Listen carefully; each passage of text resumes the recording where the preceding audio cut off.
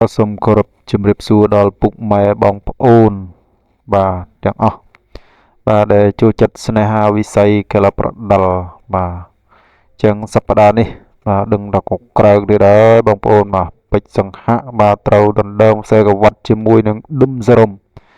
បាទចឹងពេជ្រសង្ហៈថានឹងយកជ័យជំនះលើឌឹមសរមបាទប៉ុន្តែមតិភាគច្រើនថាឌឹមសរមបាទពិបាកស៊ីណាបាទសង្ហៈបាទចាំមើលតែយ៉ាងម៉េចបាទចំណែកមកគូទៀតគឺបឺតថ្មដាបាទត្រូវប៉ះជាមួយនឹង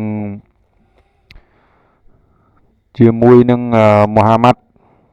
បាទចឹង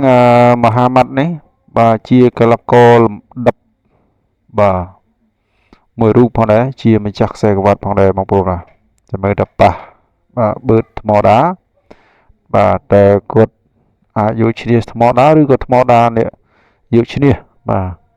យ៉ាងថ្មដាសង្ឃឹមច្រើនមែនទែនក្នុងការឈ្នះមហាម៉ាត់នេះបាទចំណែកមួយគូទៀតគឺធុនចន្ទៈបាទត្រូវប៉ះជាមួយនឹងអាមេតបាទអាមេតនេះជាកីឡាករល្អមួយរូបបងប្អូនបាទក្នុងទម្ងន់67គីឡូក្រាមបាទជាកីឡាករល្អបាទអាមេតនេះធ្លាប់មកស្រុកខ្មែរផងដែរបងប្អូនបាទការប្រកួតរបស់គាត់ល្អមែនទែនបាទចាំមើលប៉ះជាមួយនឹងអ្នកតស៊ូធុនចន្ទៈបាទតើ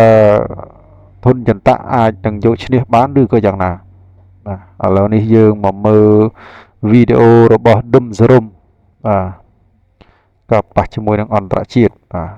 ក៏ក្រោកមែនទែនបងប្អូនបាទទេសនាទាំងអស់គ្នាបាទបងប្អូន